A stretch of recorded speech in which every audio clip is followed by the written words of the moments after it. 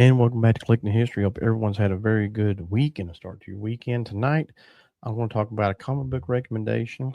Also, something that I reuse when I sell comic books on eBay, and a whatnot win that I got. It's got a real cool cover. Stay tuned.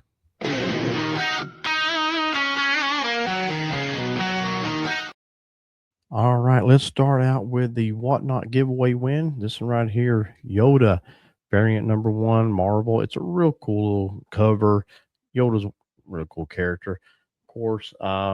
And this right here, I didn't know what I was getting. I got on giveaway and won, but I didn't realize I was getting this. This was a good win for sure. All right, so let's talk about this right here, Batman number 709. It's a real cool comic book here.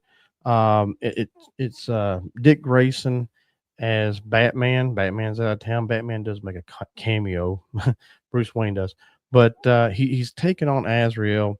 Kinda. It's not really a battle, a fight between he and Azrael, but it's also got the Crusader, Fireball, and a new character called the Prodigy that Dick Grayson has a history with, and Dick Grayson has to like confront his demons of the past when the Prodigy shows up. Although the Prodigy, it doesn't seem like knows who Dick Grayson is, or that Batman is Dick Grayson at that point. But it's kind of like a situation where you have to confront your demons of the past, and that's what Dick Grayson has to do. So I'm not going to give away a lot of spoilers on this, but I will say, if you've not read Batman 709, I think you'd really like it. It's one of those things where um, it's not like a big battle, like with Joker, Riddler, and all that stuff, but it's a situation where Robin kind of learns a lesson, I guess you could say, or Dick Grayson learns a lesson. And finally, tonight, what I'm going to show you is this right here. I get these when I order comic books from eBay or whatnot, and I get these all the time. Basically, it's a you can put comic books in. I've actually sold, what was it, 4 or 5 at a time, and been able to get all of them in here. It's a real good thing to reuse. So if you get comic books from eBay or whatnot in these type of boxes, and you do resales, a lot of you guys know this, but it's for those who may not. Hold on to these things. You can reuse them. Take the sticker off wherever it is that they put it with your name on it.